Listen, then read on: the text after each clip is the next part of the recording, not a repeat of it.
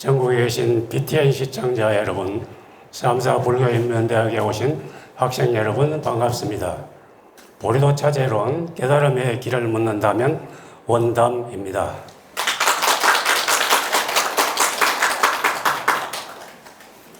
염념보리심 처처 안락국을 어떻게 만들어갈까 했던 불교 교육 방식이 있었는데, 그것이 바로 인도에서 나란다 대학 5세기경에서 1400년대까지 지속됐다고 하는 그 나란다 대학에서 학풍이 바로 여기였고, 그 나란다 대학의 학풍이 인도의 5개의 명문 대학이 있었는데 바로 오늘날 벵글라데시 비크라마 실라 대학에 전해 내려오고 있었어요. 거기에 대학자, 학장 스님인 아티샤 존자가 982년에서 1054년까지 73세를 살았는데, 이때 우리나라는 통일 신라였다가 신라가 망하고 후삼국을 통일해가지고 태조 왕건이 918년에 고려를 건국해가지고 고려가 이제 한 100년 정도 지냈던 때예요. 그럼 중국에는 지금 송나라 있고, 북쪽에 여진족과 거론족 있고, 몽고에는 이제 몽골 민족이 아직 운가하고, 그런 세계 역사가 그렇게 돌아가고 있었어요. 아티샤 존자는 당시에 인도에서 전해내는 모든 학문과 기술과 철학을 다 한 몸에 갖추신 지식의 데이터베이스라고 해야 될까? 그런 존재였어요. 그래서 그때에 오늘날 보면은 저기 국외왕국이라고 해서 티베트 불교 역사를 저번에 했는데, 티베트 불교가 불교를 파괴한 왕이 나와가지고 한 200년 정도 지금 파불 시대에 들어왔어요. 그래서 그때에 이제 그 국왕의 자손들이 저쪽에 서쪽에 아리 지방이라고 하는 오늘날 국외왕국, 거기에 왕국을 세워가지고 나라가 조그만 작은 나라가 있었는데, 거기에 예시외라고 하는 왕이 있었습니다. 예시외가 자기 티베트의 사정을 감안하여 티베트 불교를 지금 일으키려면 어떻게 해야 되겠는가 신한테 자문하고, 자기 밑에 두 스님이 있었는데 린첸 쌍포 스님한테 상의를 하니까, 대왕이시여, 티베트에 전성되어 오는 모든 불교의 지혜는 비크라마 신라의 학장이신 아티샤 존자가 가지고 있습니다. 그분을 초청하시면은 티베트 불교를 일으킬 수 있습니다. 그러니까 예시외라고 하는 이 왕이 그러면 좋다. 그러면 이제 사신을 보냅니다. 그런데 지금 그 사이에는 히말라야 4,000m, 5,000m, 6,000m, 8,000m가 쫙 연봉이 있어요. 가려고 하면은 벵글라데시에서 바로 티베트로 넘어갈 수가 없어요. 벵글라데시 북쪽으로 가면은 부탄이라는 나라가 있고, 부탄은 아주 해발 4,000m 이상이라 거기서는 티베트로 갈 수가 없어요. 너무 고지가 높아서. 땅으로 가자면 땅이가 강 주변에 거기 습지가 있어서 상당히 많이 들어가야 돼요. 그래서 부탄도 지나고 네팔에 들어와서, 네팔도 가면은 8,000m 그 봉우리들이 쫙 북쪽을 막고 있어요. 넘어갈 길이 막연해요. 그래서 거기에서 히말라야 8,000m 중간에 계곡을 타서 이제 넘어가야 되는데, 낮은 곳이 4,000m 정도가 있어요. 제일 쉬운 길은, 여러분 네팔을 이제 포카라라고 아십니까? 안나푸르나로 가려면 거기가 있는데, 안나푸르나 이제 등산하러 간 사람은 안나푸르나를 가고, 이제 거기서 무스탕이라는 지역이 있어요. 무스탕. 로만탕이라고 옛날에 왕국이 있었어요. 로만탕. 서양 사람이 발음을 잘못하려 로만탕인데 그걸 무스탕이라고 이렇게 발음해가지고 그랬는데, 로만탕으로 가가지고 로만탕에서 이제 쭉 걸어 나가면 바로 국외왕국이 나와요. 이제 그러려면 그게 한 달은 걸립니다. 옛날에 당나귀 타고 노새 타고 천천히 걸어가려면. 그래서 지도에 저렇게 그려놨어요. 그 길이 만만치 않아요. 그러면 한 달에 석 달 걸리면 중간에 노새가 10마리 정도는 돼야 되고, 땔감과 마실 물과 음식을 다 갖고 와야 되고, 혼자 갈 수가 없고, 최소한 중대병력 30명은 데리고 가야 돼. 그러면 그게 재력이 보통 있어야 되는 게 아니죠. 길도 잘 아는 사람이 가야 되죠. 그러니까 이게 이제 나라에서 재정을 보충해 줘야 돼요. 그래서 웨시왕이, 웨시외가 이렇게 해가지고, 비크라마 신라에 도착했어요. 물론 자금을 가지고. 그러니까 이제 도착했다고 바로 대학에 가가지고 진짜 좋은 학장님을 바로 만나서 스님 가십시다. 이렇게 되질 않아요. 왜냐하면 그 대학에서 보내주려고 하질 않으니까. 그 대학에서 그렇게 인재를 고이고이 보내주려고 하겠습니까? 거기서 한 며칠을 기다려야 돼. 3, 4일 기다려야 합니다. 그래가지고 스님 외출했을 때 살짝 몰래 만나가지고 진짜 스님 우리가 국외왕국에서 왔어요. 국왕이 모셔오라 해서 왔습니다. 어떻게 했으면 좋겠습니까? 진짜 원자가 나도 예감했다. 나도 티베트의 불교를 위해서 이제 말년에 60까지 이제 살았으니까 뭔가 포교를 해야 되는데 어떻게 할 생각 중이었는데 마침 잘 왔다. 근데 내 맘대로 내가 학장이라고 내 맘대로 떠날 수 있는 게 아니고 여기에 책임자가 있는데 일종의 자기를 보호하고 모든 걸 지원해주는 주의스님 같은 분이 있어요. 주의스님 허락을 받아야 해요. 그냥 무턱대고 떠날 수가 없어요. 주의스님은 허락을 받아야 되고 그러고 또 보증금을 맡겨놔야 돼. 그냥 떠났다가 안 돌아오면 안 되니까. 옛날에 딱 그런 제도가 있어요. 그래서 이제 차츰차츰 이야기를 해가지고 그 사신이 보낸 황금덩이를 주지스님한테 맡겨놓고 제가 3년만 다녀오겠습니다. 제일 처음에 바로 티벳 간다 하면 안 되고 제가 보드가의 성지순례를 다녀오겠습니다. 그러니까 성지순례는 다녀오셔야죠. 그래가지고 성지순례 다녀온다 해놓고 이제 몰래 저 밖에서 사신을 만나서 미리 짐 보낼 책하고 여러 가지 자료를 다 빼돌려 놨다가 중간에 만나가지고 드디어 이제 국외왕국으로 가게 됩니다. 국외왕국 가니까 벌써 국왕이 3, 4일 정도 미리 앞에 와가지고 환영하러 배웅하러 왔어요. 그래서 이제 국왕에 국외왕국에 돌아가서 며칠 지내자 국왕이 이제 삼배를 드리고 지자존자님 국왕 이 누추한 왕국에 오셔서 감사합니다. 제 소원은 무엇인가 하면은 티벳 불교인들이 불교를 모릅니다. 처음부터 자세히 초등학교, 중학교, 고등학교, 대학교 깨달음에 이르는 순서와 차례대로 순서대로 하는 교과서를 하나 써주십시오. 그래. 그때 썼던 게 바로 보리도 덕론입니다. 보리도 덕론. 보리는 보디빠따 프라디빠. 보디는 인도 말로 보디는 깨달음. 중국 사람은 보디를 발음 못하니까 보리로 읽어요. 보리. 그냥 보리. 그래서 우리도 이제, 중국 사람은 저 위에 뵙는 보리 중에서 보제로 쓰는 게 한문으로는 보자, 제자 써요. 그럼 중국 사람 아마 보디 이렇게 발음할 거예요. 왜냐면 지를 중국 사람은 D로 발음하니까. 그래서 그 보리, 우리는 한국에는 보리라고 해요. 보리가 깨달음이래. 빠따, 가는 길, 깨달음을 가는 길, 브라디빠, 등불, 뒷바는 등불이에요. 보리도 덕론. 보리도 덕론은 67항목이고 100페이지가 안 돼요. 짧아요. 이게 이제, 깨달음을 가는 길, 차제로 딱 이렇게 순서와 단계로 깨달음을 가는 길까지 책을 하나 딱 썼는데 이것이, 티벳 불교의 이제 씨앗처럼 쫙 퍼져나갑니다. 근데 이게 바로 순조롭게 되었느냐? 아닙니다. 예시의 왕이 사신을 보내가지고 지체존자를 초청하려고 여러 번 초청했어요.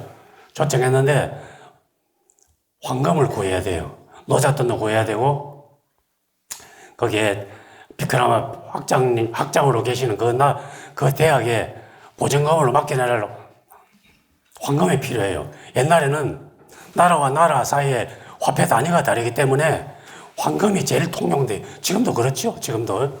예. 달러가 언제 무효될지도 모르니까 사람들이 경제가 어려우면은 전부 금을 살라고 하죠. 그와 같아. 옛날도 그랬어요. 황금으로 통용되거든. 예시베 왕이 이제 황금을 구하려고 군사를 이끌고 사방으로 다녀요. 그 거기 국의 왕국에는 진흙으로 된 땅이기 때문에 광산이 없어요. 이게 군사를 이끌고 산이 있다든지 광맥을 찾아다녀요.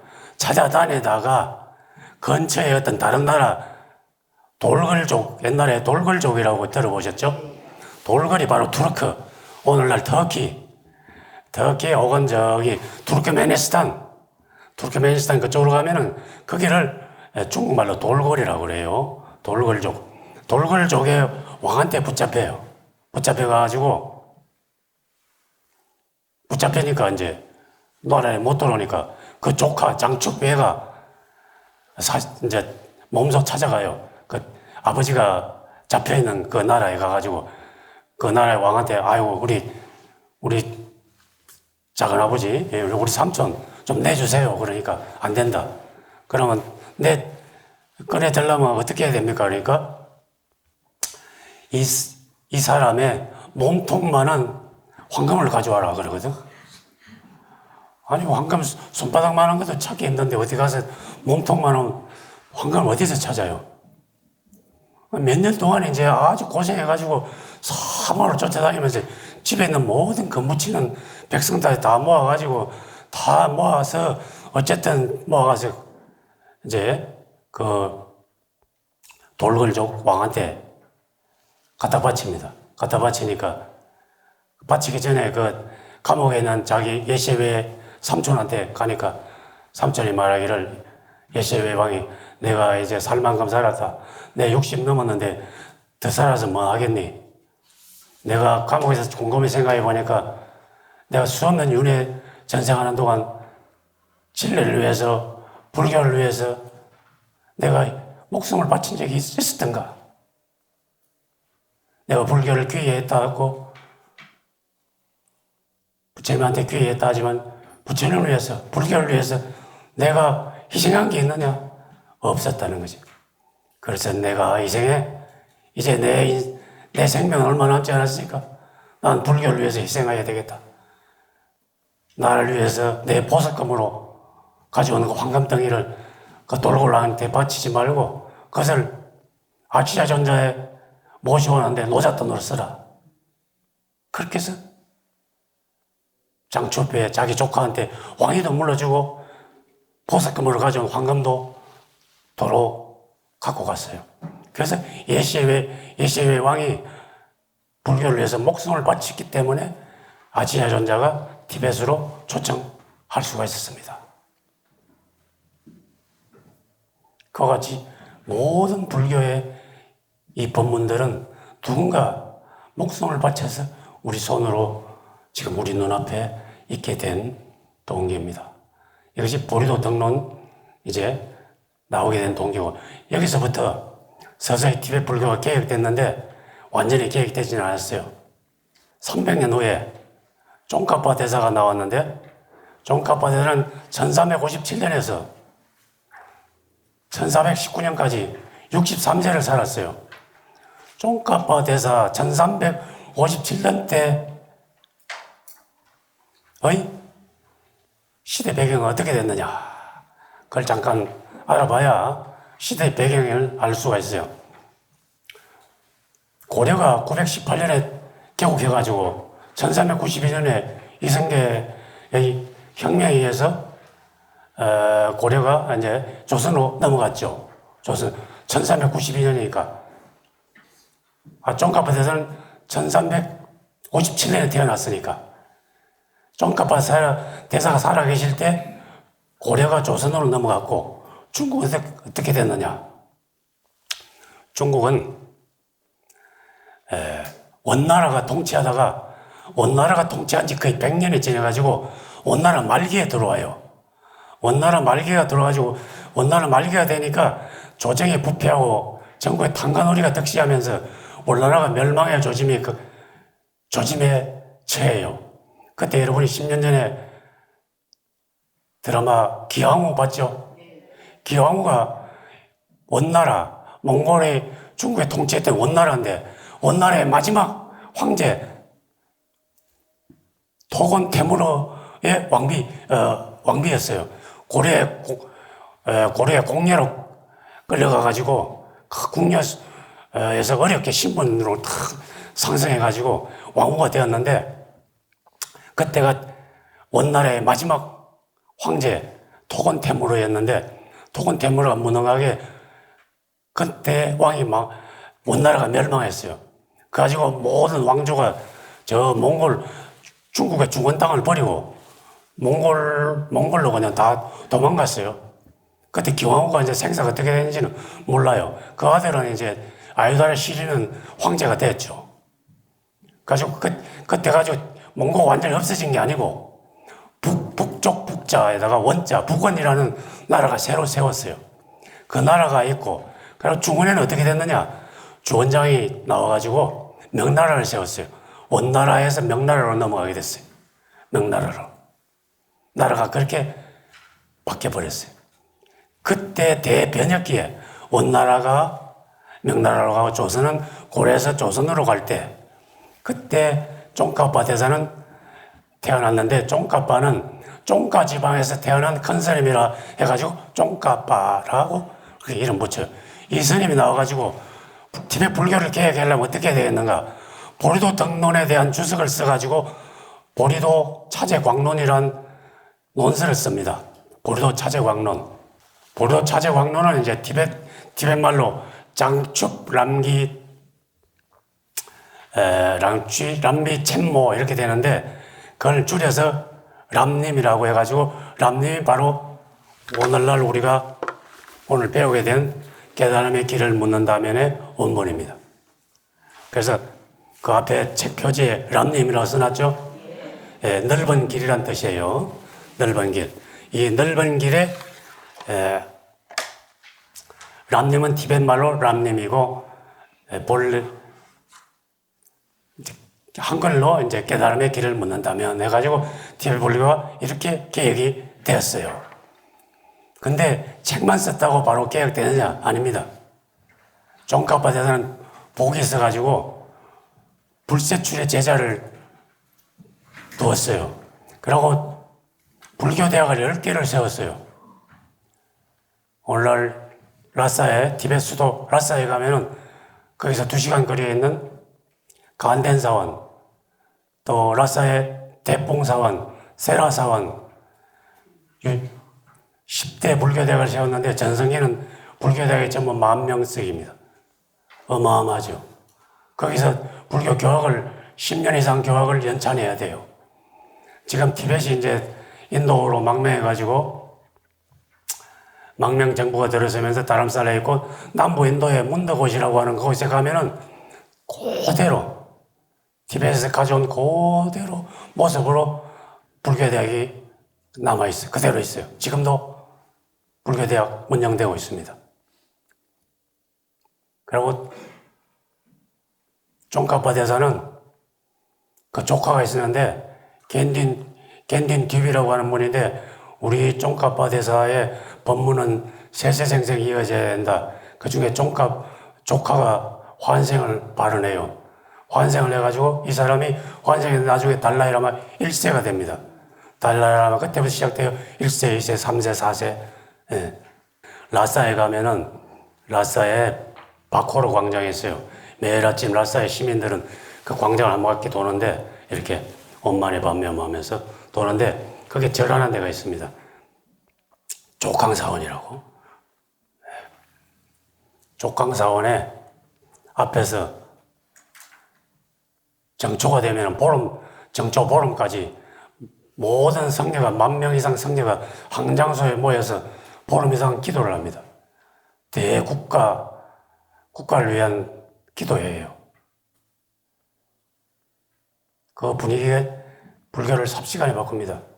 우리가 정초에 광화문 광장에서 전국의 스님들이 5,000명 다 모여서 보름 기도한다면 어떻겠습니까? 오늘 여기까지 말씀드리고 다음 시간에 계속 이어서 말씀드리겠습니다.